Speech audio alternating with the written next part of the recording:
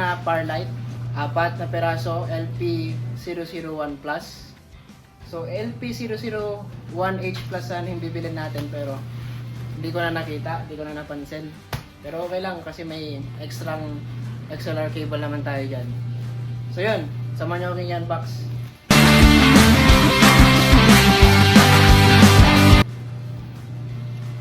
So, ito siya. Big Dipper power light. Big Dipper power light. So, made in China. Quantity, 1 pieces, 1 piece. So, ito. LP001.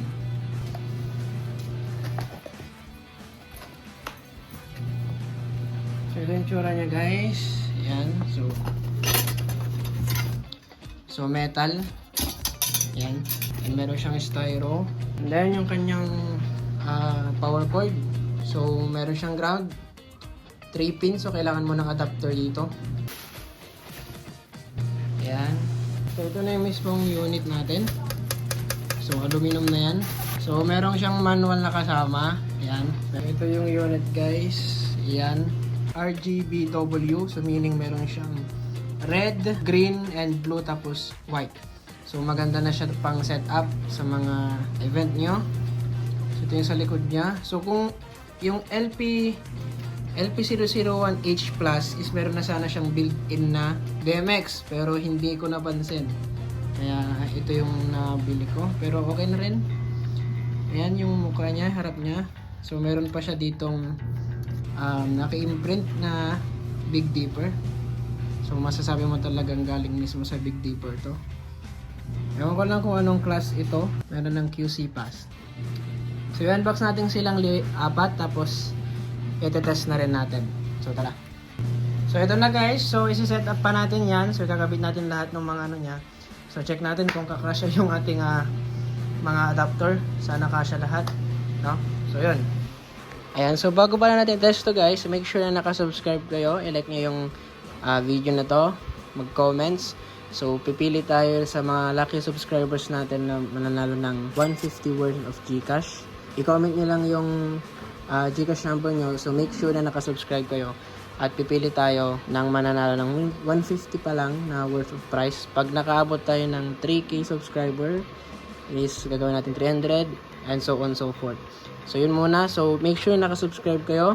At yung winner i-announce natin by the end of this video. So yan, guys, naset up na natin siya. So kailangan na lang natin siyang i-test. So para masubok na rin natin kung maganda ba itong na-order natin. So ito siya, guys. So ito yung pinaka-white niya. So ito yung pinaka-white niya. So kung maririnig niyo yung fan niya is sobrang lakas. Yan yung naririnig niyo, yun yung fan niya.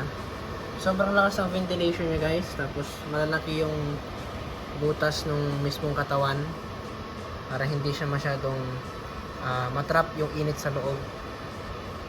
Para pang matagalan talaga. So design ko para sa pang matagalang gamit.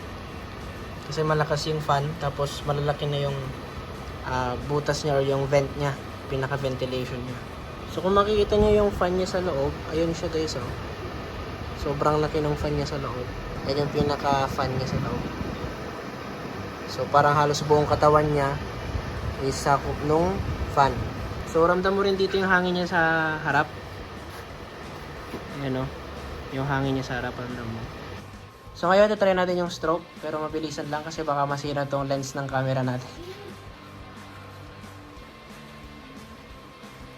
So yun. Yan. So ngayon naman is a quick review tayo ng LP001 Plus ng Big Dipper. So sa katawan, ayan. So metal na siya, alloy.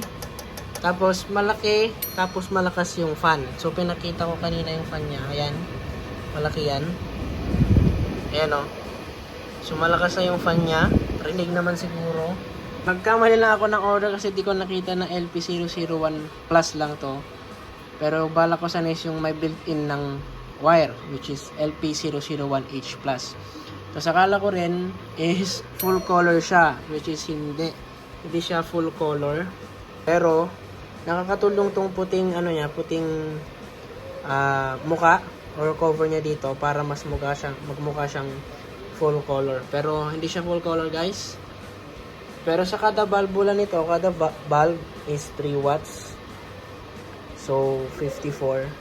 So sobrang laki ng diferensya doon sa dati nating gamit na Firelight. Ano? So yung dati kasi 54, pero kada valve niya is 1 watts lang. Tapos mga mumurahin lang yun, guys. Tapos ganito lang kaikli, kanipis. Kaya nag-upgrade tayo. Kahit umaga is kaya makapagbigay ng ilaw. So, isa pa sa ko dito is wala siyang free na ganito. So, bibili ka pa ng adapter. And XLR, kailangan mo XLR kung LP001 lang. Ayan. So, meron na rin mga bagong labas ang Big Dipper na flat pero siksik yung katawan. Tapos metal, pero mas mahal yun kasi mga upgraded na yun na Firelights So ito lang muna yung kinain ng budget natin. So mas maganda ng maging practical. So unti-untihin lang natin yung pag-upgrade ng gamit natin hanggang sa makamit natin yung pangarap nating setup. So ngayon ito yung So overall, guys, maganda naman. At mabilis lang siyang deliver. So parang sa pangalawang araw is deliver na siya. In-order ko lang siya noong Tuesday. So ngayon is Thursday. So, mabilis lang yung delivery. Tapos maganda yung kahon niya, guys, actually. Ayan, maganda yung pagkakabalot. Kasi yung mga, so pasensya na. Ililigpit ko na lang yung pagkatapos. So, yan, guys. So, kung may balak kayong mag-upgrade, so maganda na to, na umpisa. So, bali, nabili ko siya ng around 1.5 isa. Pero, since apat yung binili natin, merong free shipping. Nasa 5.5 lang siya. Itong apat. Nasa 5.5. Free shipping na siya kasi kapag bumili ka ng dalawa is free shipping na. So bali sa TikTok siya binili. So yun, guys, kung may katanungan kayo is i-comment nyo lang sa baba, and next video siguro is try nating mag-program yung running, pwede yung running light, yung running iba-ibang kulay. Magandang gawin yung program, guys, kasi para kapag nasa event ka na is pipindutin mo na lang doon sa DMX mo is iwas hassle or hindi na siya masyadong magulo. Pindutin nyo na lang kung halimbawa sweet song, dance, disco. So yun, pipindutin nyo na lang sa DMX nyo. Hindi na kayo mapapagod sa pagpihit-pihit ng DMX nyo. So yun, guys, pinatay ko na siya pero wala siyang naramdamang init. No? Kasi malakas yung fan niya, maganda rin yung ventilation. So talagang dinisenyo siya para sa matagalang gamit. No?